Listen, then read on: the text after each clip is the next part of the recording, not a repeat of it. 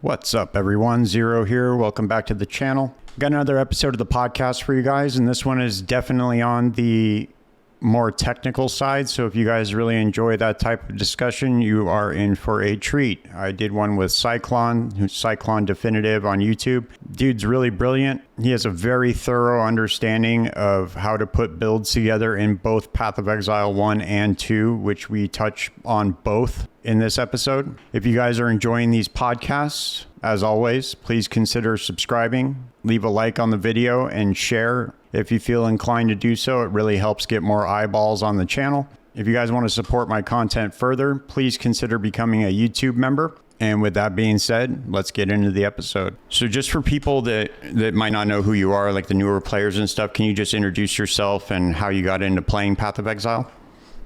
Yeah, sure. So I'm Cyclon. I have seen a couple people say they're Diablo refugees. I actually not really consider myself that. I never really properly played Diablo, but I did jump over from Diablo to POE as well. I used to play Diablo here or there. I did one playthrough through the Act once with my father back when I was a kid. Was so the nostalgia factor for Diablo. And when I was old enough, I was allowed to play Diablo 3 a bit with his account, as he wasn't playing it anymore because for him it wasn't any fun. Mm-hmm. And what happened was that there was this one season that just started, and I played. It took me 1 hour to get to level 70, another hour to get to, 500 Paragon level or what it was, and then a third hour and I was done with all the challenges. I had the special banner at the end, the portrait or whatever it was that one time. I went to bed absolutely dissatisfied. And I remembered that years ago, I tried to play with my online friend group Path of Exile once or twice. And so that morning I jumped on my computer, I started the Path of Exile installation process, I watched 5 different guides while it was installing, and then I jumped into the game for the first time properly. This was the first time I got past Act 2. I got to the start of Act 2 a couple of times, I think once when the strong boxes were introduced, and once when Vault-side areas were a thing, or Rampage or something. Those are the 3 things I remember from back then. So that league, that was Legion League. Mm-hmm. That's also how my name got to Cyclon.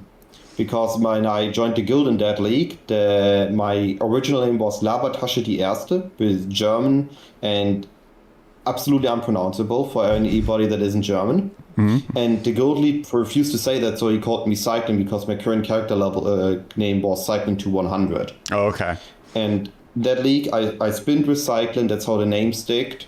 And my first character was Enki's Archwitch. That was one of the guides I watched, how I got up to T7 maps. But my second character was then the Cyclone dude, and that got me into endgame. I then did like 1 to 2 Uber Elders a day. I did my 40 challenges in my first league, and that just completely got me hooked. I played for 3 months basically straight. Just started studying. I had all the time to play. It was an amazing fun time. And since then I've been playing every league. You know, it's funny to me.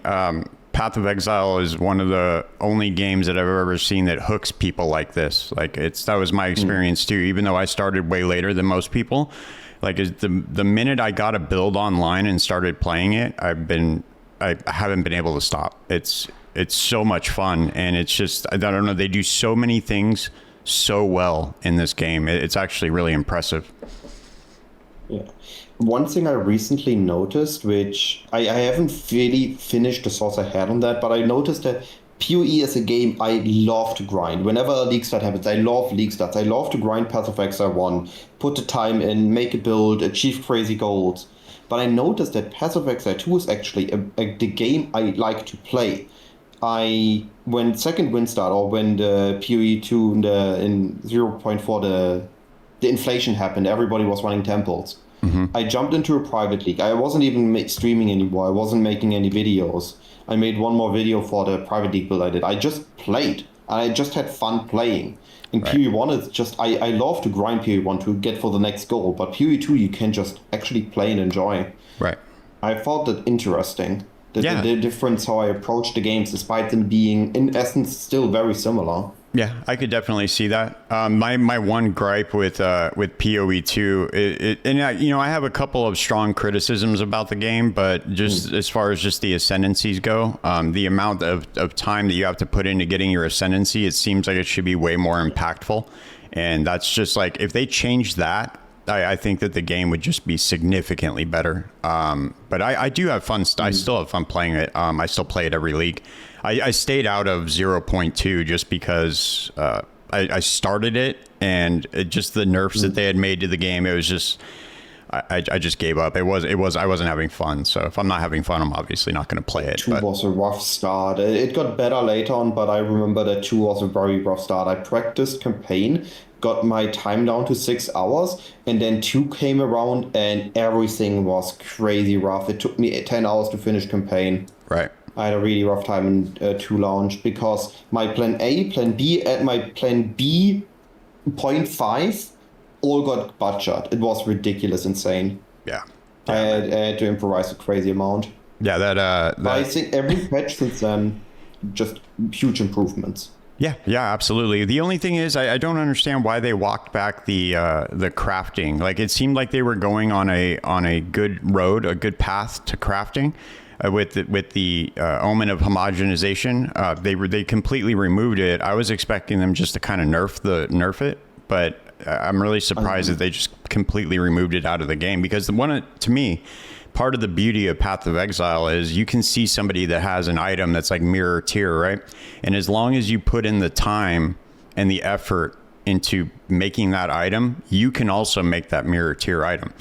It really just depends on your resources. If you put the time and you have the resources to do it, you can do it too. There's like a clear-cut way to do that. In Path of Exile 2, it's kind of the opposite. It's a lot more RNG based, and there are ways to kind of deterministically craft stuff, but it doesn't have the same feel to it. I have a counter argument. I like when these statements, I always try to see my point of view, because I agree that it being removed was maybe not the perfect thing, but I always try to look from the other side. Why did they remove it? Maybe what did they see?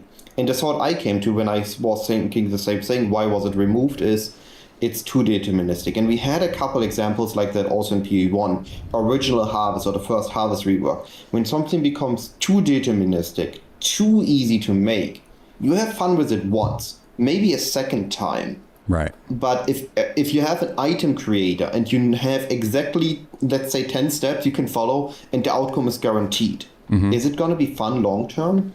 Is it going to be good for the economy and for the longevity of the game long term? Right.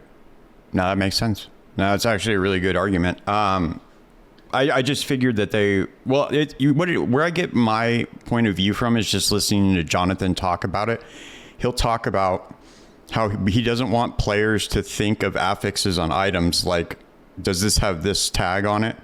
Can I block this modifier from rolling on this item? He doesn't want people to think like that when it comes to crafting. But in my perspective on it is that's what makes Path of Exile 1 so much fun for me, is that I can look at an item and it's just a gigantic puzzle.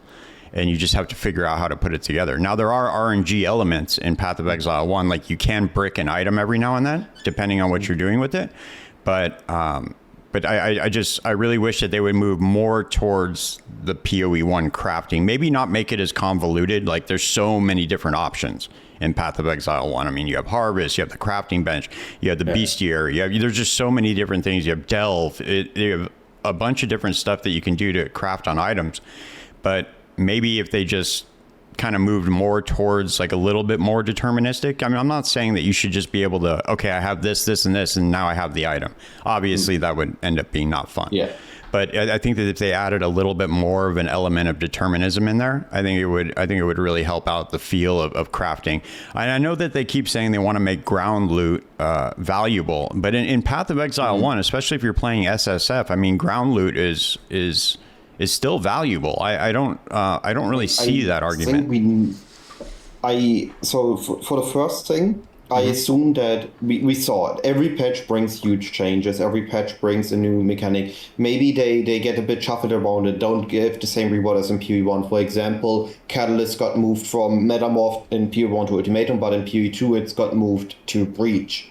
Or Abyss is now unveiling what was Betrayal in POE1, right? Maybe they get shuffled out. POE2 is bringing a lot more streamlined in that department. Okay. The things are very much more, I do this specific thing as a mechanic. This is my reward for player power, and this is my reward for generic stuff. because we saw it. When something only just gives generic loot, it gets crazy inflated. We saw it with the temples, we saw it in PoE1 with Affliction. If a mechanic gives generic loot, it gets very quickly very crazy. Right. So I like the approach of specific loot. And I assume that with League's comps, we're going to get more craftings, and there are going to be combinations for deterministic crafting. Sometimes it's going to be more of an item editor, sometimes it's going to be a bit more random. Right. But I assume that, especially once we get things like influences back in PoE2, there's going to be a lot more stuff to do, and I'm not worried too much about that. I'm also recently became less worried about the lack of a crafting table, because we've seen this PoE2 patch that the inflation, which I was my main big worry for late game in patches, that it balances it out, because every league mechanic has the specific loot, like the Abyss, the Omen of Echo and the Desecrate items from Abyss, the Catalyst from Breach. Those all adjust to the mechanic that is just giving the crazy currency. Right. Now, to the other point, I forgot what I wanted to say to it. What was the other point? I think it was right. Jonathan saying with the ground loot. Ground loot is kind of difficult. In PoE1, ground loot doesn't fully matter. Even in SSF, sure, we want some bases. Right. But if we do it correctly, we care about the currency in our maps, and then maybe we pick up a base here or there. In PoE2, the basis is where it all starts, right? Because we don't have scourings, we don't have alterations. They try to manage that the items you pick up, that magic and normal bases, isn't something you want to hide on your filter. You want bases so you can use your perfect transmutation and perfect augmentations. And you want the blue items because maybe you find this. I had this in a temple run. One of the looters was sitting in voice with me, and she found an amulet with +3 and spirit. Most insane amulet base, right? Magic base with T1 spirit and +3 all spells. Right. That is the end goal, right? This is, of course, the magical Christmas version of it. Yeah. But in PoE2, ground loot matters because it's always an essential step of the crafting. The first step is getting the magic base, and the only way you can get that is from the ground. And in PoE1, that isn't the case. Right. I can buy the item, right? Of course, I can also buy the item in PoE2, but I can buy any item in PoE1 and revert it back. Right. I can buy uniques, corrupt uniques, vendor them to get a not corrupted rare and then scour that rare.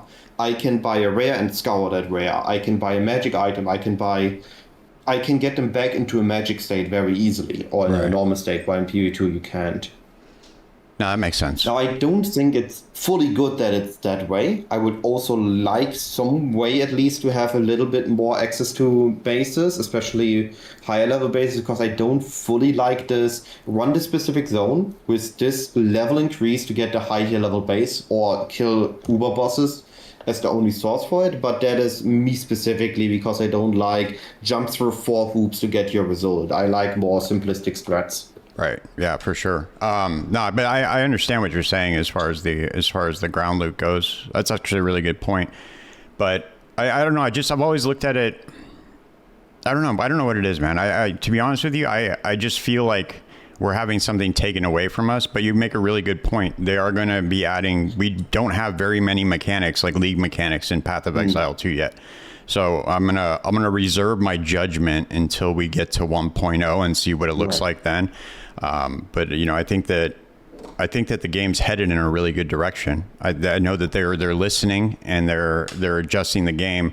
A lot of people are afraid that it's just going to turn into PoE1, but I really think that that's just kind of an inevitable. The more stuff that they add to the game. Middle ground on that. Exactly. It's going to head towards PoE1. Like I my original statement in point 1 was, right now this is not the same game, and that's also what you said with you feel like they take something away. That is something you just need to distance with yourself. It's just a different game right now with the same core concept. And it will move towards PoE1 because this is how power creep works. We will get towards the level. Everything that is broken in PoE2 right now is 10 times as broken or 5 times as broken as it was in PoE1. It's just the issue is that the ground level of the stuff that isn't broken is so much lower than PoE1. That there's only these 2 extremes. Everything's giga broken or not. But again, everything of that is just gonna be not fixed, but it's gonna be moving in the right direction, I assume, eventually. Yeah, I mean, there's still off meta stuff you can do in PoE1 or PoE2. I made a Firestorm Stormweaver, and as far as I understand, that's pretty off meta. And it did great. It was really fun. I was able to. My main thing is just farming Sanctum or Trials of Sekimas, and that's like my main strategy for the end game, because we don't really have an end game in Path of Exile 2 yet. So that's what I'll do. I'll grind and I'll try to get like Grand Spectrum jewels, or there's just like a bunch of different like time loss jewels you can get and stuff in the trial. So I'll farm those, and that's usually what my main strategy is. And it did really well. The build did amazing. It felt good because you could proc your Firestorm, and then you could just keep walking. So it kind of just kills stuff behind you as you go. So I had fun with it though. I'm excited to see what they're gonna. Style. What's that? Auto bomber style. Say it again. More similar to an auto bomber. Oh yeah, exactly. Except you it's not an auto bomber though, because it's similar, but you still have to pick up your remnants and stuff. So but yeah. So let's hop into the POB that you had sent me over, because I wanted to we'll start with the Blade Vortex build. I have the expensive endgame setup, the loadout on here, and then I'll go to 9. and then I'll do the tree the same way, and then the skills will be you can select it all in the top right. There's the loadouts. Okay. Yeah, that's right. Okay, so yeah, we'll do 9. Cool. Damn, you do a pretty extensive POB. That's really cool. I never do this when I put out POB. I did start doing detailed POBs before I actually started making content, and it naturally flowed over into making content, because I always want that when I do something, I want it to be replicatable. I want that everything is understandable, readable, or people have access to me to ask questions if something isn't understandable. And if I do X, they can do X. Now maybe they can't do X in the same time frame because I'm spending 2 or 3 times as much time, or maybe they get to X faster because they are spending more time than me. But I want that if I do something, that people can copy it. Right. And enjoy the game the way I do. That's very cool, man. A lot of people don't take the time, and me included in that. I don't take the time to do this. I should probably start when I put out POBs, especially because I'm just now getting into like creating my own builds and stuff. Even though I have 4,000 hours in POE 1, but I'm just now getting, because I think I crippled myself by following build guides at first instead of just trying to learn the game. I got very frustrated though, just trying to do it on my own. So I think PoE is one of the couple games, or one of the very few games that I hear, I only have 4,000 hours. I'm still a beginner or still new to the game or still inexperienced. There are not many games where I know people that put in so much time and don't know everything that is going on, which is partially also why I like PoE. Like you said earlier, I also like to solve puzzles when I do something. Yes. I don't want to just have simplistic, here, finished, go, run. I do like to have a little bit of a puzzle, a little bit of a solving for having my fun. Yeah, there's so much nuance in PoE. It's I always like, especially when I'm like on stream, I'll talk to people and somebody will come in my chat and they'll say something and I'm like, really? Like I didn't even know that, and I'm just now learning it. So I learn something new almost every single time I log in. So it's pretty cool. So yeah, let's jump into this build. So let's start with the skill, Blade Vortex, and just kind of walk the viewers through how you came to decide that this was even going to be like a viable skill for this build.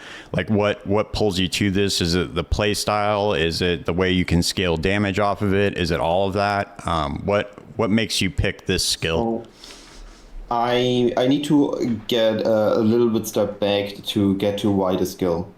There are 2 things that I want to mention. First, I'm a content-first perspective.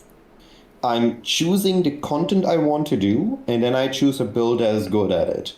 Now, also, I'm a creator, so often my choice is biased by, especially in PE1, can I make a good video out of this? I don't want to just follow the exact same build and the exact same strategies another creator is already doing or has done.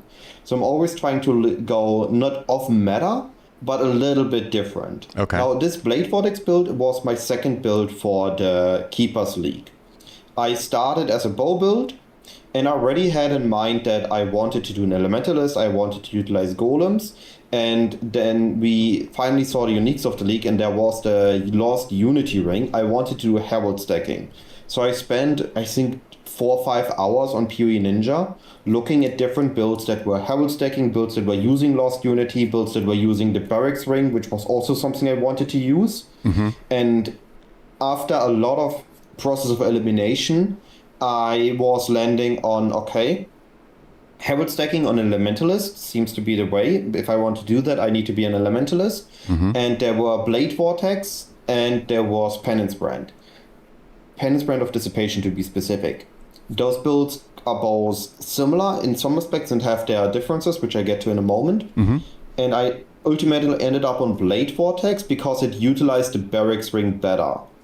The other build didn't need the Barracks Ring as much, and there were also alternatives, and it had some... And I just decided to go with the Blade Vortex. Okay. So at that point, I was locking in on the build. Now, with that, Blade Vortex in itself is similar to what you said with your Firestorm. It's not quite an auto bomber, but it plays very similar to it. Right. I need to cast the blades to make the blades swirl around me. And with Unleash, it's actually a really cool interaction I learned while looking into this build. The Blade Vortex locks in the damage with the first blade cast. Okay. If you're supporting it with Unleash, if you go to the skills section and hover Unleash, it says deal less damage when reoccurring. Now, this reoccurring only adds additional blades to the first Blade Vortex cast, so the 34 less damage at a level 5 Awakened Unleash is 0. It doesn't apply at all. Now, this is something you only learn by either watching the creators that are specializing in Blade Vortex or looking at the wiki. This is not something that you see on the surface level. Right. Because it's also not something you can see on the tooltip. But it's a very cool interaction that also made me happy choosing Blade Vortex. So with this, I now have the blades going around me, and all I need now, because my goal was that I wanted to blast some T17s, some Harvest, maybe some fast content, and Blade Vortex just fitted for it. I was able to do Harvest with it, I was able to rush through maps with Frostblink of Infantry Blast, have the blades, kill my beasts, I was able to go T17s. It was a really solid all-rounder build. Only really weakness were pinnacle bosses, like Ubers. But that wasn't my Golden League, so it fitted that. So content chosen, build chosen, because I wanted the gems, and now I had my Blade Vortex and I was blasting. Cool.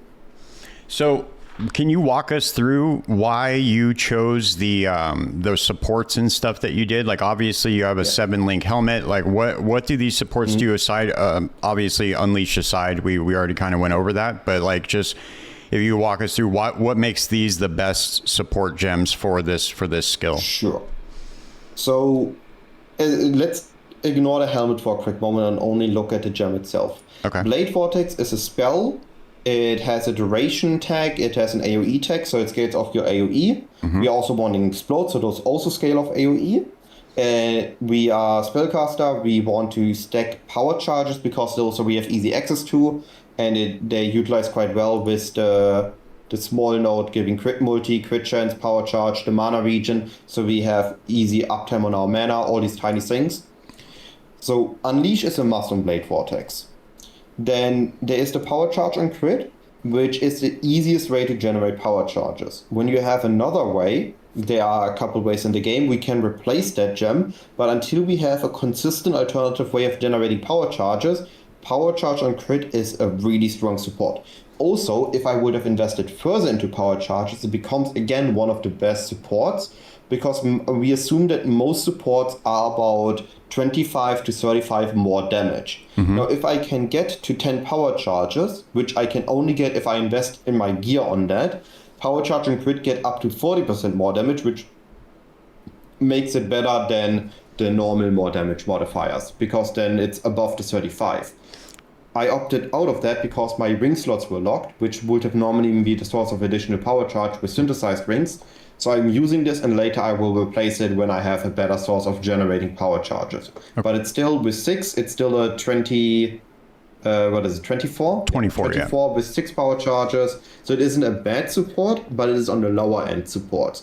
We are using it for enabling itself and enabling other shenanigans on the build. Okay. And then increased crit damage. At that point, it's really just clicking on it, looking what POB says is the most damage supports. Mm-hmm. Now, if you would do that and it would say Awaken Cold Pen, Conk Effect, Cold Pen, Elemental Pen, there's already some of these. In theory, those are the best supports to get. In praxis, this is not true. Okay. Cold Pen is really strong when you're running content where the enemies have high resistances. Right. Pinnacle bosses, penetration is really great. Running risk mapping where the enemies have to, like in Frisia, the enemies have more res, like almost every map had more resistances, it's really great. Now, if I just use the Elemental Inversion Mastery, that is often enough, more than good enough for normal maps or for normal content or T17s. So I didn't need the Cold Pen or Awakened Cold Pen at this stage. Conk Effect, which I said earlier, I'm an AoE build. Blade Vortex gates with my AoE to hit enemies, so the more AoE I have, the less closer I need to be the enemy to cause the explode to start. Right. The explodes also have AoE, so I don't really want to support my Blade Vortex with something that reduces the range, as I then need to be closer to the enemy, which gives, especially if it's a deadly bear, more chances for me to die. Right. And Elemental Pen is the same as Cold Pen, but also Elemental Penetration is a support that is harder to get access to, because you can only get it as a vendor recipe. Right. And with that, we are at increased crit damage was the best generic. Now, the helm itself is a 7-link. Sometimes people go with 8 links, like when you make a Penance Brand build, you would have a Shaper Elder helmet, you would get Concentrated Effect on it, but first, again, Concentrated Effect is negative for Penance Brand, would have been good for Penance Brand, it would be good, for Blade Vortex would have been bad, because I don't want to reduce my AoE. I need the AoE to be big, so my Blade Vortex hits more enemies. I decided to just make a 7-link helmet, which is also, secondly, very much cheaper to craft. There is only one crit take mod, so the helmet is easier to craft for the base crit. There is the prefixes are easier to make because I just want the Unveiled +2, and I don't care about increased AoE or Conk Effect as an additional implicit. Those would have been neat, but not required. Right.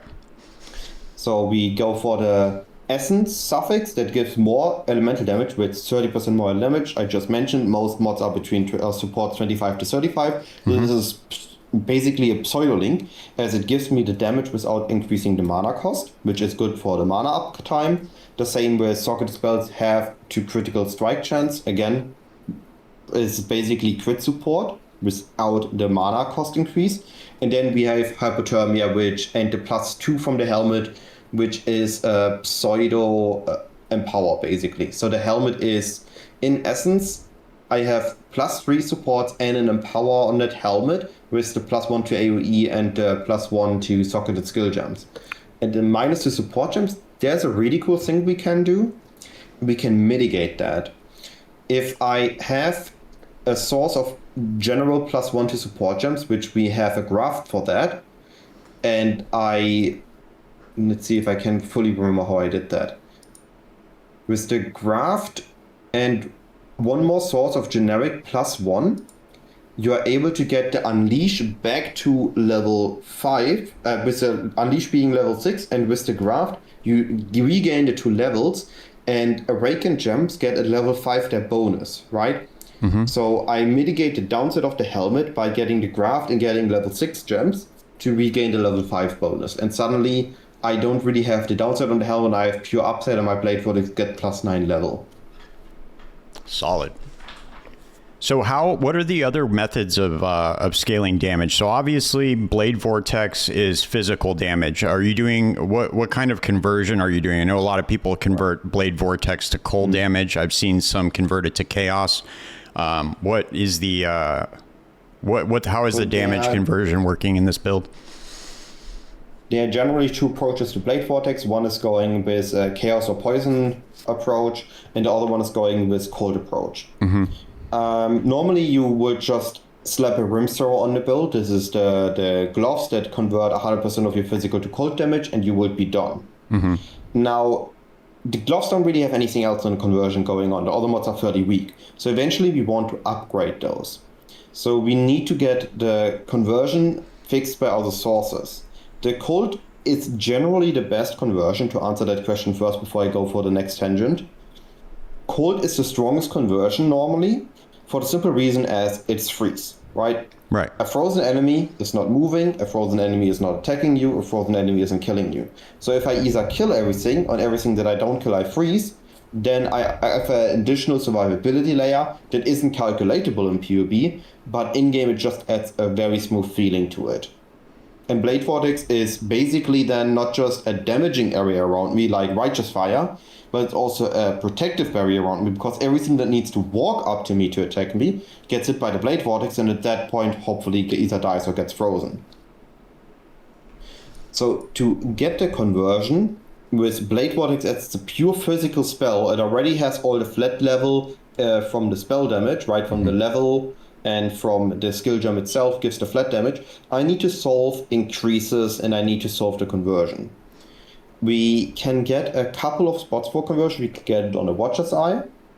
A Watcher's Eye can convert up to 40% damage, if I remember correctly. Mm-hmm. Then we can get the Cold Mastery, which convert up to 50% damage, up to 40% again. And then we can make our own rare gloves, which is really cool with the Eldritch Implicits, and an Unveil. Depending on how high the implicit is, we can get 60% conversion here. So in my case, I opted for the Mastery because I already wanted one of the cold nodes anyway, because it was a big damage boost that gave me a good amount of increased damage. Mm-hmm. And then I took the Mastery 40%, and now I needed to craft the gloves. Now, the gloves, depending on how hard you make them, if you make them with Temple gloves, also another increased damage source. You need to finish suffixes, then you need to unveil, and then you need to hit the right conversion. Actually, crafting one conversion blocks that one, but doesn't block all conversions, which is kind of funny. So blocking one conversion, I was able to block the conversion that was least useful to me, so lightning conversion, and then got it converted to cold damage. And then I just needed to do the Eldritch crafting for implicits, so exceptional Ichor, I think it was, and then spam the Ember. Spam the Ember until I got the conversion, and then upgrade it with the what was it? Not Orb of Dominance. Conflict Orb. Orb of Conflict, yeah. Exactly. Yeah, I had a hell of a time crafting these gloves on my Blade Vortex. I failed that Unveil like multiple times. It took me a lot, and I don't know why I failed it so much. I see people do it like that, you know? I don't know. There's a couple nuances to it. So what I just said was the exceptional. There is a slightly higher odds of upgrading if the tier is lower. So if my conversion is of a lower tier than the random exceptional mod, I just used a random exceptional of the other thing. I don't remember if it was Ichor or Ember, what conversion is that. But if I use the other one as an exceptional, and the other I spam for with T3 ones for what I want, and then I use a random T4 one on the other one, I have slightly better odds on hitting it to one higher. Okay. And then it's basically after it's a 50-50 because both are going to be T4, because I'm just going to add another random of the T4 of the other one. Yep. Now, I know my fair share of luck sucks. I had one league where I tried 6 annulments in the first 2 weeks. And most of these annulments was a 1 in 3 to miss, or to hit the one thing I care about, or 1 in 4. And I kept hitting every single time the one thing I care about. After that, I didn't use annulments for 2 weeks. Right. And the same thing happened here with this. When I crafted the glove, I think I used 4 or 5 of these Orb of Conflicts. Yeah. Yeah, it's wild. I don't know. Sometimes they can be very rough. But there we get back to the earlier... it's deterministic. You will get there eventually. Mm-hmm. The question is how much currency you spend till then. Right. Yeah, I don't know. For some reason, whenever they say 1 in 3, in my head, I just always think it's 1 in 10 for me, just because of how my luck is with crafting. I have very good luck with drops in the game, but as far as crafting goes, I don't know. For some reason, I just have terrible luck. It's just the way it is sometimes, I guess. But let's touch on what is why do you want to convert physical damage? Like, why wouldn't you just scale physical damage on this build? What does converting it to cold give you? What's the benefit? Well, the first benefit is what I already mentioned. It's freeze. Freeze is a huge survivability layer. But second, conversion is now I don't fully utilize it here. I use it in my specific case. I utilize it for freeze. But if I take a little tangent again, I just did the Penance Brand build for Frisia, and there I used conversion further. I converted first my physical to lightning damage, then my lightning damage to cold damage. Then we are using a heat shiver. Because I wasn't using the 7 or the 8 link helmet there yet, which gives a portion of your cold damage as fire damage against chilled enemies, and even more if they are frozen, right? So this is another point of conversion. And then if you have something like the weapon craft non-chaos damage is extra chaos damage, or you have the Atziri's, what was the name? Atziri's Promise. Atziri's Promise Limitless Fast, which gives you a percentage of your elemental damage is extra chaos damage. Conversion is a very interesting thing in POE1. It is highly differs from POE2. So I know that some people here of your viewers watch POE1, some watch POE2, so I'm going to differentiate it here. Conversion acting differently in POE2 than in POE1. But in POE1, what happens is it can only go one way, and you can't fully double dip, but you can get with conversion more out of this as extra. So if let's assume I have the weapon with 4% of non-chaos damage is extra chaos damage, and now my damage starts as physical. Now I take 4% of this physical damage and I put it aside. For the sake of simplicity, I'm also not assuming any increases or mores here. I'm just taking with base damage and conversion. Now I'm converting my physical damage to lightning damage. And again, I'm taking 4% of this lightning damage because it's non-chaos and put it aside. Now I'm converting my lightning damage to cold damage. And I again take 4% and put it aside. And now finally, let's say I also convert my cold damage to fire damage. And I now take this 4%, or let's say 50% of my cold damage is extra fire. I take this fire damage and I take this 4% of that aside. So essentially, out of the same amount of damage, I gotten 4 from the fizz to lightning, 4 from the lightning to cold, and 4 from the cold. So that's already 12. And then the 50 coldest fire, let's say from the heat shiver, is another 2. So that is 14% of my damage, which I didn't modify it in any other way, is now gained as extra instead of what would have been only 4%. Right. Now, then the increase modifiers to get this one slightly more complicated. The increase modifiers to lightning damage then get applied to the after the fist to lightning would apply down the lightning, and to the 4% of the lightning that could put aside to the chaos damage. And then if I would have had the 4% cold damage, those would have been the lightning damage would have applied to the lightning damage, then that converted to cold damage, then the 4% cold damage, the cold damage increase would have applied to those, and then that would have been also added onto chaos. So I would have gotten even more of my damage as extra chaos when we add increases and mores into the mix again.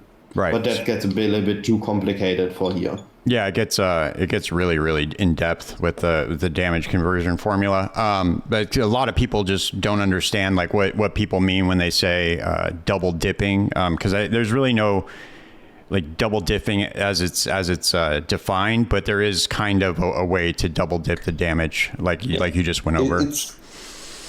It's not a fully double dip as the increases and things don't fully apply, but the base damage, we can get more out of it. Right. The place where you see it the most is on group carry builds. They use, I forgot the exact name of it. There's a body armor that gives, I think, 25 of your non-chaos damage is extra chaos damage on max roll. It's the sun something icon on the chest. I know how it looks. I know what it does. I just forgot the name of it. Let's see. Let's see if it might be right here. It's not the Eternity Shroud? No. So they used that later on, but I mean a different one. Let's see. Okay. Yeah. So this basically they utilize this specific scaling in a because they have an aura bot solving a lot of sources for them already. They can fully go on this conversions shenanigans and basically double or triple their damage by utilizing conversion. Right. Most builds can, like the Blade Vortex build or the Pen Sprint build, are able to use it slightly, but those builds are able to fully abuse it in crazy numbers. Yeah, just so you know, for people watching, if you're newer to kind of putting this stuff together, if you go on the POE wiki and you just put in something like damage conversion, if you scroll down to the unique section, it'll show you all the uniques in the game that affect damage conversion. And that's a very, very powerful tool if you're trying to put together your own build and you're not very familiar with the uniques. You can do this with pretty much anything. You just search it, and usually at the bottom, it'll let you know all the uniques that affect that specific thing that you searched for. So, and then now it's all updated with all the Foulborn stuff as well. So let's talk more about the tree. Why did you come to the decisions you made with this tree? Obviously, we already touched on like the conversion aspect of it. We did touch on the power charges. So you're going to obviously take the things that benefit power charges. Let's talk a little bit about like the keystones that you took. Like you take Ghost Dance. What does that do for the build? Why did you put this tree together the way you did? So my build process is, I mentioned earlier, I was sitting for 4 or 5 hours on POE Ninja looking at all the different things. Whenever I go with a build, I'm more refining it than I am creating it. Like if you would take John Grown or Rue, they're usually taking very basic concepts and building up on them. I usually take an existing semi-fleshed out concept, or maybe I see a POE Ninja build solidly performing, as I see it always in specific places during every day of league start. Or when I look back at previous league, I then take these builds, I understand them, and then once I'm in game and I'm playing them, I'm further testing, and I'm always doing tiny adjustments and figuring out, do I want this, do I care about this, do I drop this, until I have it perfectly fit to the content I want to do with the build. So for example, this build really needed some sort of survivability. It is a live energy shield hybrid build. It has energy shield leech from, where was it? Storm Drinker. On the left cluster, it gives energy shield leech. So we can recoup lightning damage. Then we have life leech, which we get from Doyani's lesson, also on that cluster. Elemental damage leads to life. So now I have leech to recoup damage, but I wanted another source where, like, sometimes I'm just getting hit by further away and I can't hit back right away. And Ghost Dance was fitting for that. I had a passive point remaining, so I applied Ghost Dance to the build. And it just recovers a section of my energy. Because I'm also having a decent amount of evasion rating from the flame. Is it a flame golem with global defense? I think it's a stone golem. Stone golem's global defense. Also using, yeah. So also utilizing global defense, have a little bit of evasion rating, getting rid of a little bit of damage with that, have a little bit amount of energy shield that I can then leech up, and with Ghost Dance also recoup or recover when I get hit, as I have enough evasion rating so that section of my energy shield just gets basically instantly filled as long as it's not a massive hit. Okay. Just adding several ways of recovery to buff out my max hit. So as long as I don't get one shot, and as I'm not uber bossing and I don't really have any massive attacks to fear, most of the time they are just tiny hits that I can then easily recoup with the different ways. Right. Yeah, a lot of people... go ahead, keep going. Sorry. No, I was just about to head to the next keystone. Okay, yeah, go ahead. Yeah, handle it. I was going to ask you a question about the clusters, but we can touch on that after. Yeah. So then Inner Conviction, this is basically the go-to keystone for power charge stacking. Now, I'm not a true power charge stacker. I have the 3 base and I grabbed the 3 from the tree. I don't have a corrupted one on my helmet. It would have been beyond crazy trying to get that on a 7-link or 8-link helmet. I don't have synthesized rings because I have the unique rings. So I'm not really fully stacking, but it's still an easy way to get more damage. And actually not being able to generate frenzy charges is a benefit, as stupid as it sounds. Now, first you would say, why is it a benefit? You get bonus from having them. But when you run juice content, you have these modifiers on the altars that give you a downside based on your charges, right? Mm-hmm. So sometimes when you know that you want to get as many altars as possible in your map to scale quantity, scale rarity, or get some duplication going on them, you are intentionally stopping yourself from generating specific charges. Now, I'm a Headhunter build, so sometimes Headhunter, even if I don't actively generate them, can give them to me. Mm-hmm. And if I would have, for example, the frenzy charge, there's a less defense per frenzy charge, and I randomly get that, and suddenly my energy shield is gone, and then my evasion rating is gone, and I'm not prepared for that, I just die. And that would be an annoying death, because it would happen so quick they wouldn't even have noticed it. Right. So we just preemptively utilize the downside, or well, not in quotations, the downside of the Keystone Inner Conviction as an upside by not being able to generate frenzy charges. Cool. So that actually, well, and that goes to your original point, was that you need to know what kind of content that you even want to farm before you start putting together a build, because you can run into things like this, obviously, if you're trying to farm certain content. So I wanted to ask you, as far as the cluster jewels go, a lot of power in a lot of different builds comes from the cluster jewels. I'm trying to think of the right way to ask this, but what is a good tool for like newer players to use? Would you just suggest going to like POE or going to like Path of Exile to kind of find what cluster jewels would fit their specific build? So the first step is to figure out what is good. I would always stick inside of POB. In POB, for POE1, you have your numbers. POB for POE1 is fairly accurate for most builds. Mm-hmm. If you're using a new skill, it might not be accurate for you in this case, but generally speaking, the numbers in POB are fairly accurate in POE1. So I would always look at, if you make a cluster, I go for through the cluster nodes that apply to my build. So Blade Vortex is a physical skill, but I'm converting the damage. So cold damage is also good for me, which means I need to look at the cold cluster, physical cluster, lightning cluster, not lightning, elemental cluster, and spell cluster for the ones that are considered for me. And I go through the notables. Now, most builds just really look for the most damage they get from their notables. I like to go utility first and then damage. So here I was able to fully utilize my left cluster for maximum utility. I have life and energy shield leech on one cluster. Now it also gives me a little bit of damage from the increased elemental damage on the Gianni's lesson. Mm-hmm. But the most important thing now about clusters is the notable position. And this is something that isn't intuitive.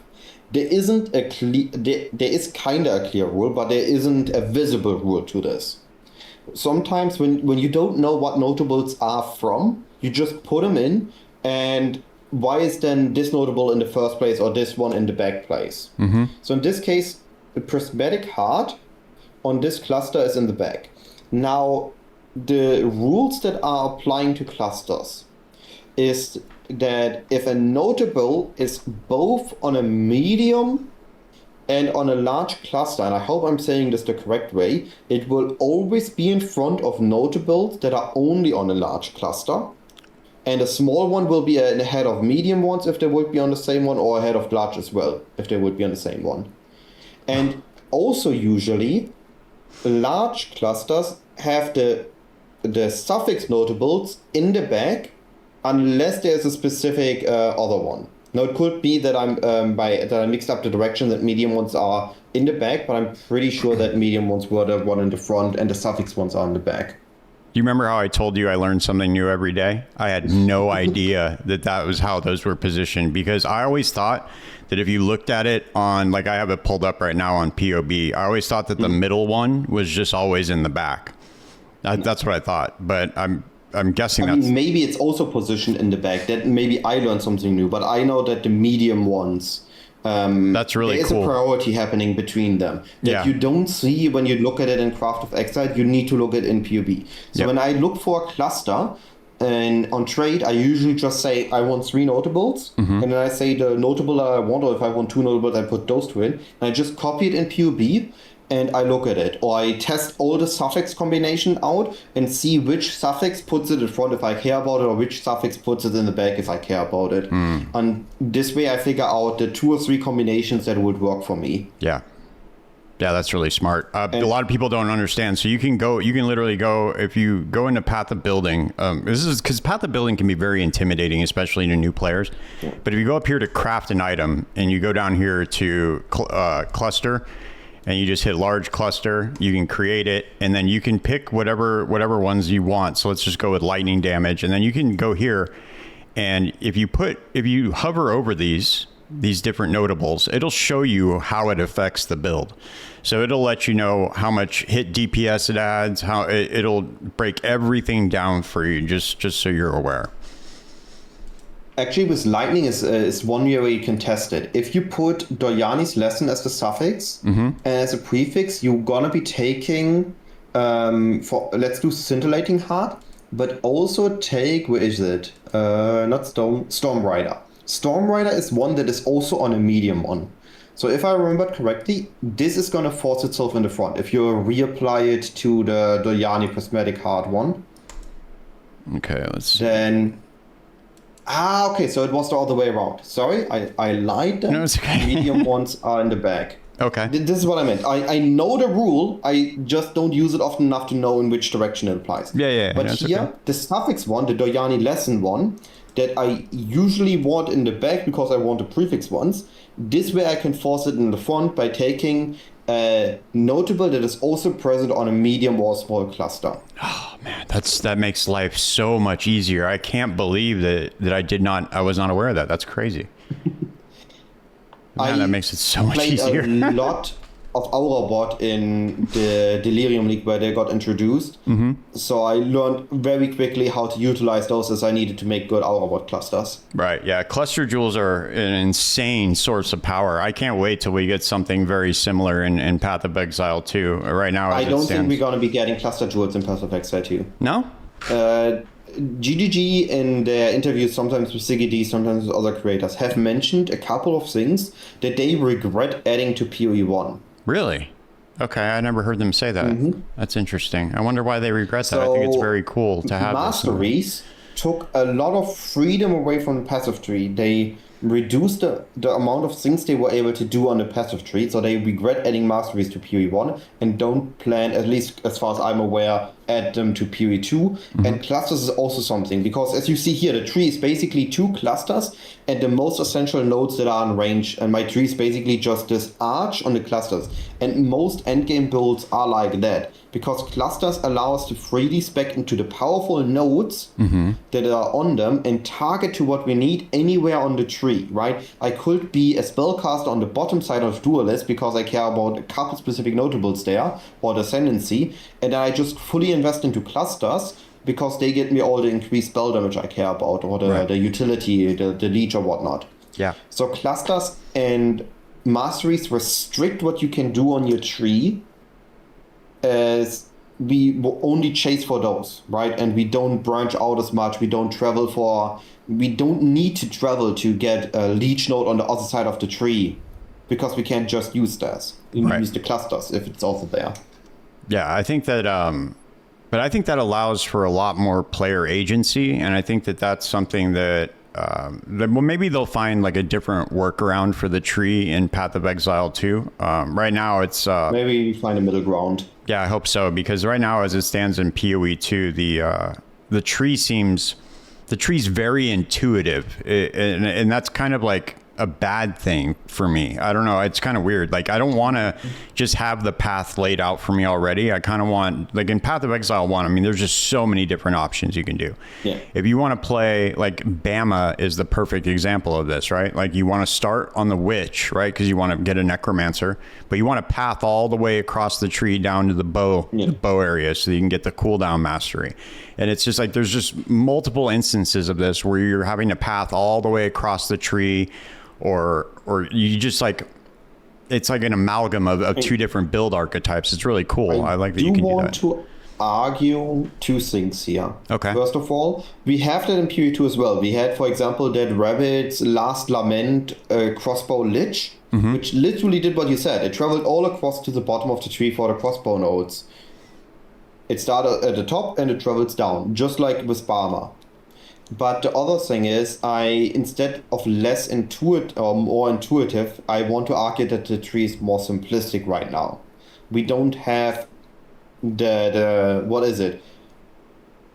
Over 20 patches of iterations on the passive tree. Right. Bug fixes, patches, nerfs, buffs, the masteries, the clusters. So there is, of course, more simplistic. We have those nodes. But we have map masteries in PoE2, and I truly believe, which is what I've been trying to do in every PoE2 build, which we should also see later in the other PoE, that weapon masteries add a really cool level of complexity that most players haven't really fully utilized. Because most of us, we are just using weapon tree to, this is my curse setup, I cast my curse and I swap back to my main setup. Mm-hmm. Well, we can hop over to that. We can hop over to it right now if you want. Sure. So I have your. Sure, we can quickly talk about that. Yeah, I have your POISONBURST. Well, first I wanted to ask you, what's the main difference for you as like a build creator between the two different games? Like, what do you see? Is your approach different? Is like, I know the damage conversion it works a lot differently in this game. What are you looking at when you're trying to put a build together in PoE2? In PoE1, bossing is optional. If I need to, I can get a carry for every boss, and all I need to care about is running my maps fast. I could make a ZHP bow build. I have my 6 portals, and I can rush through there. I can easily do that. In PoE2, bossing isn't optional, survivability isn't optional. And survivability is hard to come by. So the first issue I solve on every Path of Exile 2 build is, do I have enough single target damage that I can kill a max difficulty map boss in a juiced map? So can I achieve 1 to 2 million DPS minimum as a league? Like, I'm looking at a league starter perspective, not a late game build. Late game build, I want way higher numbers. But for a league starter, I first look, do I have the damage numbers on a lower budget? And then second, can I achieve survivability once I invest into it? And this is just mandatory in PoE2. So if I cannot have a good survivability package, now it doesn't need to be an immortal package. It can be an evasion-based survivability package, or an evasion energy shield hybrid, or an armor-based package, or pure ES-based, or mind over matter. Or I just need one solid survivability package for the build before I even look at what do I max this build, what do I go afterwards. Once I know that I have single target damage and survivability, then I look at, okay, how clunky is this build? How smooth is it gonna, or opposite, how smooth is it gonna feel? How good is the coverage? How good is the clear? Is it gonna feel good mapping with it? Or is this just an forced build? It is in super clunky to play, Birdie kills bosses, Birdie has any survivability. If it's just not good, why am I trying to play it? Because also in the second stage, why am I gonna recommend it to other players? Why should I recommend a build that I don't myself believe in is good to somebody to play? Right. Okay. So let's go over. Well, go ahead. Did you want to? Yeah. So the thing where we hopped over is the weapon sets. Right. Now in PoE2, this is I actually saw this on a Poison Pathfinder in 0.3. And I've adapted that then to my Poison build Dead League, and I also adapted this to my League starter for 0.4. Basically, I split all important damage nodes in weapon set 1 and 2. I'm not using my weapon set 2 just to play a curse. You can see here the red and the green nodes are the weapon sets, right? Mm-hmm. So this is a Poison build. So I just care about weapon set 1 is for mapping and weapon set 2 is for single target. So, for example, the node low tolerance, it's in the middle branch, the poison node that goes lower. 60% increased effect of poison you inflict on targets that are not poisoned. I don't care about this for single target, right? If I spam my poisons on the boss, he's constantly poisoned and this will do nothing. So I only use this in weapon set 1 to utilize it for my skill where I just want to hit an enemy once and it will die. Mm-hmm. And the same use with first approach and preemptive strike next to it, the other two red nodes. They are again on targets at full life. I don't need this on single target, I only need this for clear. On single target instead, I'm using things like stacking toxins and building toxins, the 2 nodes that give me +1 to the maximum number of poisons, because if 1 or 2 poisons, if I have it, the rune on my weapon is enough to kill everything in the map, then I only need this on weapon set 2 to deal with bigger targets, big rares or uniques. So this is adding the complexity that you just asked for, in my opinion, back into the tree. Utilizing the weapon sets not just for, hey, I applied a curse, I'm done, but utilizing your passive tree as effectively as possible and getting the most out of your tree. Fascinating. Yeah, I didn't, I'm going to be completely honest with you. The only thing I've ever used the weapon swap for is doing something very similar to what you just brought up, which is just the cursing. Just having like a curse setup on my weapon swap. And then back to, like with my Firestorm build, I'll give you an example. So my Firestorm build has inspect just into +1 limit, and then remnants and on the first weapon swap. And then on the second weapon swap, I have Sigil of Power and then just a curse setup on that. But that's really fascinating that you did it this way. To be fair, not every build can utilize it. For example, my build I swapped this into was a Lightning Spear Primal Strike Amazon. I used the weapon set 2 only to apply Curse and cast Thunderstorm. So Shock Magnitude and Curse Magnitude was what I was hitting there. So it's not always applicable to use the weapon set 2 like this. But sometimes it is, and if it is, then it feels really rewarding if you can maximize your passive trees to only use nodes when they matter. Right. Well, man, you might have completely changed my perspective on the game. I wasn't even thinking to look at it like that, to be honest with you. But let's go to Poison Burst Arrow. So we'll just do kind of like the same thing we did with the Blade Vortex. Why did you pick this skill, etc.?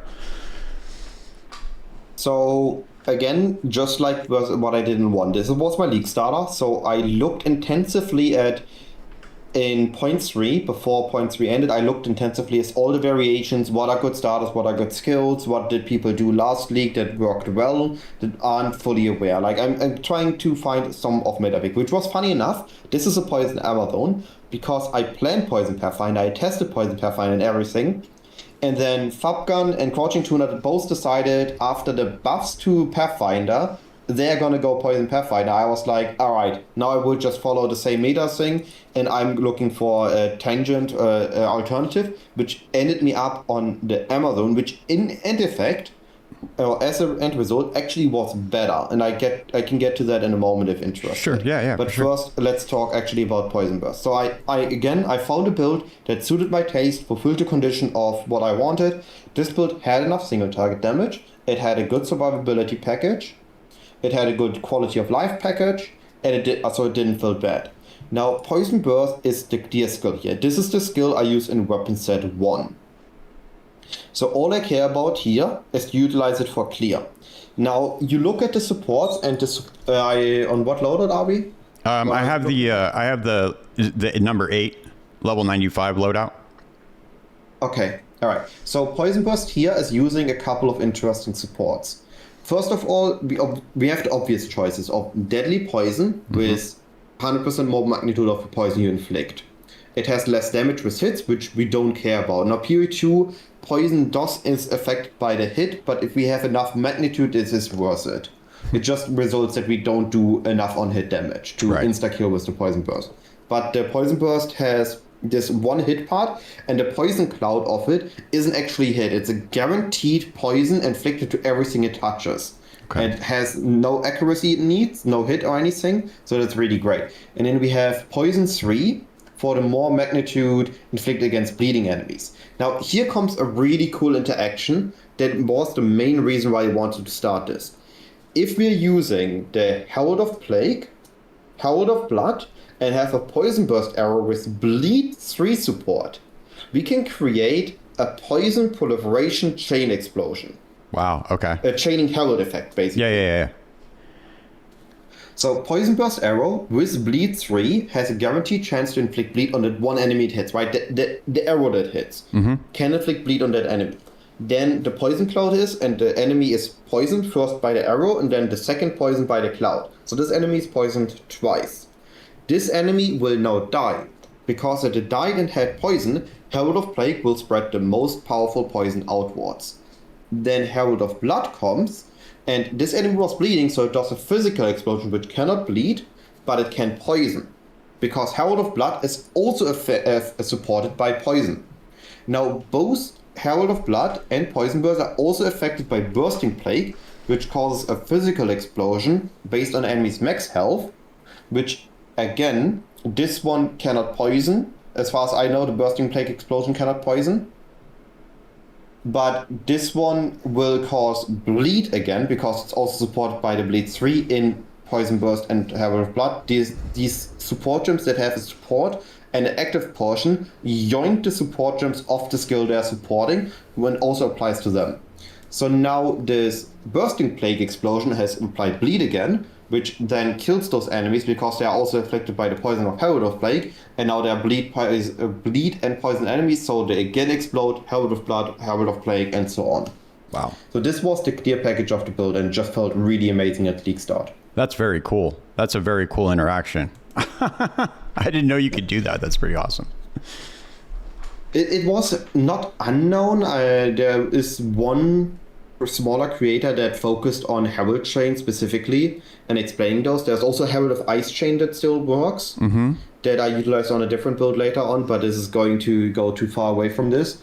But the Herald of Blood chain is a known thing. Either you need to heavily invest into bleed and have a little bit of poison, or heavily invest into poison and have a little bit of bleed to just chain this.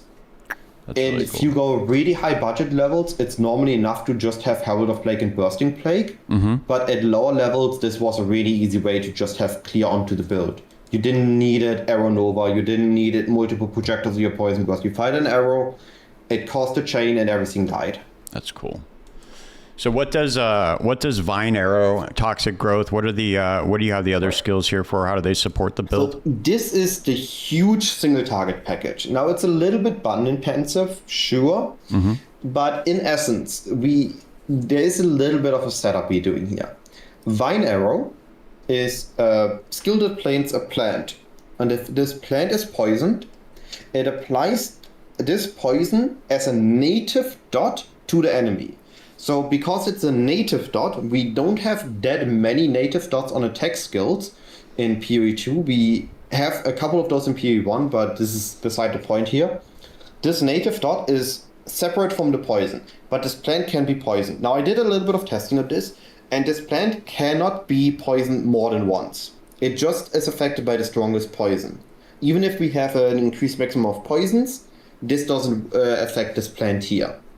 So now that we know this, we are just applying a strong poison on this plant, and then we basically, with this plant, have up to 60% of our poison again applied to the enemy. Now, Vine Arrow in 0.4 got buffed, so we have a limit of 3 later on at a higher level.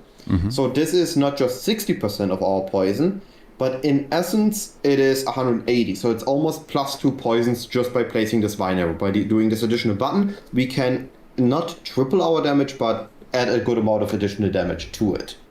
Now, how do we apply this poison to the Vine Arrow?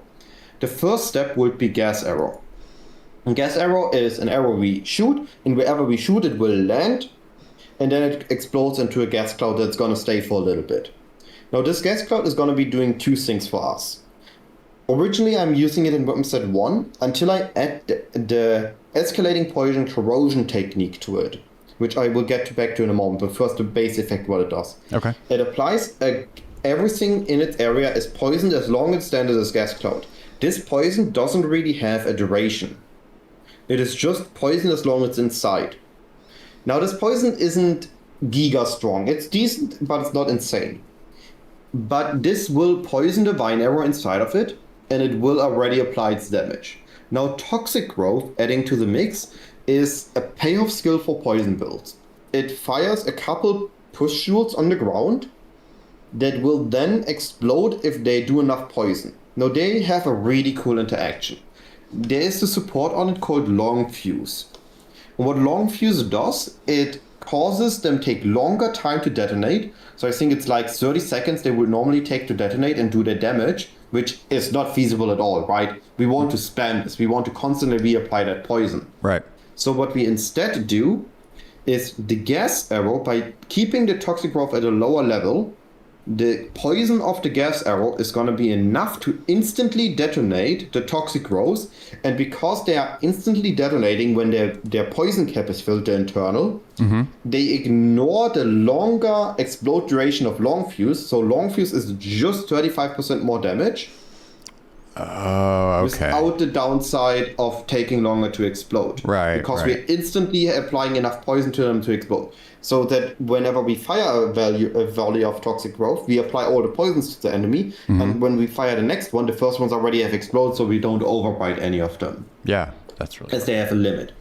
Now, if we get back to the gas arrow escalating poison corrosion, first, those toxic growths also are an AoE explode, so they can apply a stronger poison to the vine arrow, and then the vine arrow does big damage. It doesn't have the small poison of the gas arrow, but the big poison of the toxic growth. Now, if we get back to the gas arrow and we have escalating poison corrosion, this is a neat thing that we can do by utilizing this gas arrow in weapon set 2.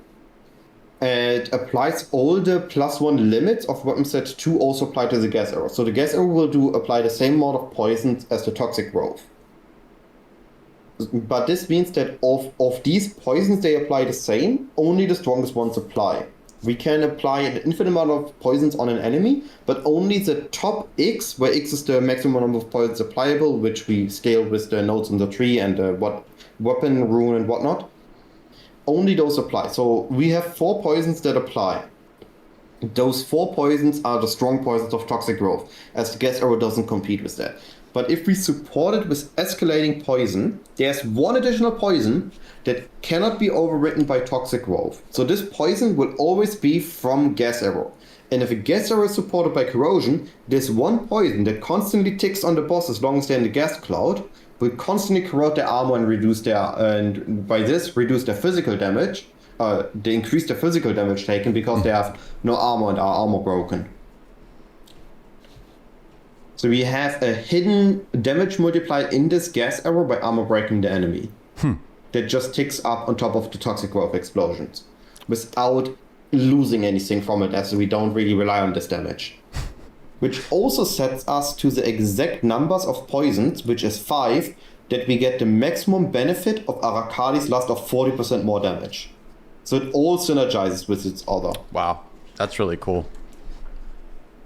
That's very, very cool. I didn't, to be honest with you, I didn't even think that these types of interactions even really existed in this kind of I don't know how to really say this, but I always looked at POE 2 more of like a simple game, like a more simpler version of Path of Exile, but this is very, very in-depth. It's simpler right now.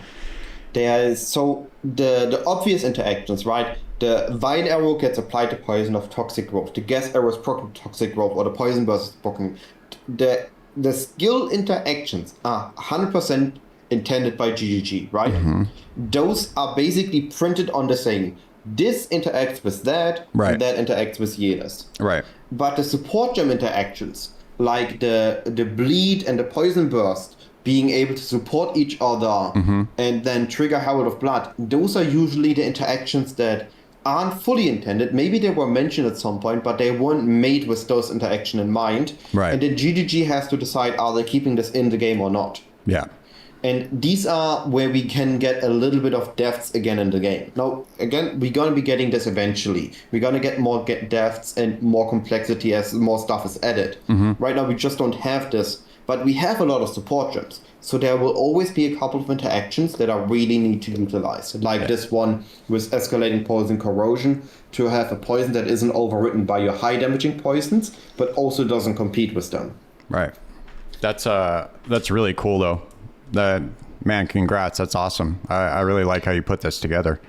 Let's go over just defenses briefly. I know we've already been going for over an hour, but just briefly, you want to go over what's the difference between defenses? And I know like armors obviously doesn't work the same as in Path of Exile 1. When you're looking at a build defensively in PoE 2, like what are you trying to go for? Can you just break it down for us? Yeah. So again, this is the consideration of what am I going for? What am I doing? So in this case, I'm going back to why I want away from Pathfinder. Outside of Pathfinder is going to be too popular. I actually went Amazon with defenses in mind. Amazon has a really great early damage package, which is neat, and I really abuse that to get a cheaper bow and whatnot. But defensive speaking, Amazon has one of the most unique defensive packages, and it has access to Stalking Panther. Now, what this does is normally, right now, the evasion energy shield hybrid defensive meta is one of the stronger ones we have, right? High evasion body armor, utilizing the, what is it called? Bestial skin, and utilizing Spectral Ward, and utilizing Stop the Huge Mask, right? All these little things to get a decent amount of energy shield, get a decent amount of life, and get a high amount of evasion rating. This was going to be competed, right? There were going to be a lot of Pathfinders that wanted that exact survivability package. But by going Stalking Panther, you inverse it. You're using a high energy shield helmet, a high evasion helmet, that then gets doubled by this node, and you use a high energy shield body armor that doesn't get halved by this node.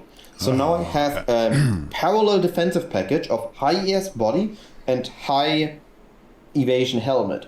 And then I can, because I'm physical based on this poison build, I don't need to convert my leech or anything. I just have a decent amount of hit damage, and the leech then is already directly applied. Now I could go, and this is what I did with the build as I was moving on to the next stage, as I swapped off poison and went to the lightning spear. Mystic Harvest, which is also something that is unique to the Amazon. If you're going Chaos Inoculation, you're immune to Chaos damage, right? But your life is set to 1, and you need to base your energy shield. Now, leeching in PoE 2 is very different from leeching in PoE 1, because the numbers just aren't the same quite yet. The numbers of your hit pool isn't the same, the numbers of your max leech, the nodes are not as good, and we really don't have good sources of access to leech. However, we have a really great source of access to leech for physical damage on rings. But if we have Mystic Harvest, this is now applying to elemental damage, and if we are using the Essentia Sanguinis gloves, the life leech is converted to energy shield leech, and suddenly, with Stalking Panther, we have a huge evasion pool, we have a huge energy shield pool, with items that aren't competing with other builds, and then we have the gloves, which also aren't really competing as much with other builds, as the Amazons are the one that utilize them best. We now have a really solid CI, high evasion, high energy shield, leech survivability package with good recovery and damage. And going back to your question, this is basically how I do it. I plan a decent league start survivability that is based on me playing well. I have the good enough damage that I am able to clear everything in the game. And then I start investing into my survivability properly, get enough survivability that I can run juice content, as I really don't enjoy chain dying in maps. Right. And that I have this package, for example, with the Amazon. I really like these two nodes combined. I didn't expect it how crazy those were. But if you're looking also at PoE Ninja, and you look at the first players that reach level 100, you're gonna see a lot of Amazon Ice Shot builds utilizing this exact package. Resurrected when Amazon Ice Shot and used this package of high evasion, high energy shield body, Stalking Panther, decent amount of evasion. Now, he also went with the Black Insignia Tailwind helmet, but that's beside the point. And utilized the gloves for the elemental energy shield leech. And a couple of other players as well. So I wanted to ask, go ahead. What were you going to say? Yeah. Oh, I was just saying, on other builds, you would, of course, take other things. Like, on an Invoker, you could also, again, take the hybrids, but you would be utilizing the classic approach because of the body armor node. On physical build, on a slam build, you would likely go with armor. I would always look at what, not just the highest level, I look at high level players, but I also sort often by EHP in PoE 2, and look at what builds are surviving a lot. What builds have a good level with a good survivability, because the builds that have a high level with bad survivability are usually just really extreme players. Either put in a lot of time or a lot of skill, but the players that have a lot of EHP and are on a high level, those usually have figured out a good survivability package. Yeah, that's a really good way to get a reference point for putting something together and just seeing how people are solving for defenses. I just did that while we were talking about that. I went over to PoE 2 Ninja and sorted by effective hit pool, and then you just pick the level 100s. You could sort by that, and then you can kind of just see how everybody's doing it. Also go in a time machine. So you have this time machine hour. I usually only look at if I look at what people did really early, I look at the hours. But usually I look at day 1 to week 1. I don't really look at stuff afterwards because at that point we are getting to POB inflated stuff. Right. People are intentionally using a couple of things to or start testing and doing things, and stuff isn't accurate yet. So the numbers after week 1 I don't fully trust. Right. Yeah, that's another thing. That's another trap you can fall into. Sometimes people have very, very highly specific builds in POE Ninja that are, they're just put together for doing one specific thing. So if you're looking for a specific skill that you want to make a build around and you're trying to go to POE Ninja for reference, you really got to pay attention to, is this build specific? Because you can look at something, just to give like a really broad example, you can look at something like Ice Trap and you see, okay, well, these guys are doing billions of damage, but if they get sneezed on, they're going to die because they have like a 0.0. Yeah, exactly. So this is a ZHP build, but you have no defenses, but it's really geared towards just one-shotting bosses. So it's you really got to pay attention to that and kind of know your way around if you're going to use POE Ninja as a reference point. But yeah, man, that's really cool. Q2 also really changed my perspective on survivability first. I know that we had a kind of shift in POE1 as well. Like it started with 6 portals is my defense for a lot of softcore players. And over the patches, over the leagues, with the flask nerfs, the dodge removal, the survivability nerfs, the move away from classic survivability layer of grace and just grace determination, move to other things. They also, POE2 heavily influenced this, I think, a step further. Because in POE2, bossing first and survivability first over just mapping affected POE1 meta kind of as well, and we are, in general, the player base is going way more on defensive, and I'm including myself in that. I also just have enough of corpse rushing a map, corpse rushing a boss, and hoping to just be fast enough to survive on my squishy bow build. I do think that it's good to go survivability first because also you get more XP, you have more fun, you have less gray screens, you have less load screens. But also enforcing it to the degree of POE2 is a little bit too rough. I would like a little bit less on that in POE2. So let me ask you this, just as kind of like a closing question. What do you want to see? What do you want to see most coming in the just to both POE1 and POE2? Like what's at number 1 on your wish list for 3.28 and for 0.5? Okay, so POE1, I really hope that we're getting a good end game shake-up in terms of what we want to do in the end game and in terms of build meta. I hope that we get a major patch in some extent. Like 327 and 326 were both looking major and ended up being fairly minor in what they adjusted. 6.5 was swapping, sure, but whatever. In POE2, there's the fun answer is, well, there's a skill called Cyclone. You're waiting for it. If it comes out, I will for sure league start that. But also, I really hope for POE2 just to, of course, gradually increase the amount of options I have, the amount of options on skills, on builds, on uniques and everything, which will gradually come. Now, I'm not going to tell you the other thing because we both know that Tree's working on something there, so I'm not going to spoil that, my answer for that. But yeah, I hope that we continue for POE2 to move in what I consider the right direction, right? It doesn't have to be my direction. I fully believe that the Grinding Gear Games knows what they're doing and often knows even better what we as a community want and need more than we do. Because what we want symptoms to be solved. We want numbers to look better, but we don't really know how we want that.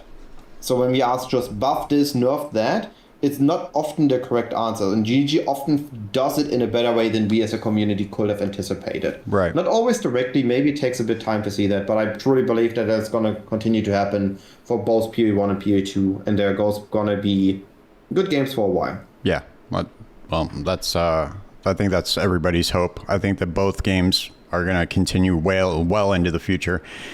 Awesome, man. That was really cool. I appreciate you taking out the time to do this. I apologize about the technical difficulties we had in the beginning. Oh, no worries. I appreciate the invitation. Yeah, man, for sure. So let people know where they can find you.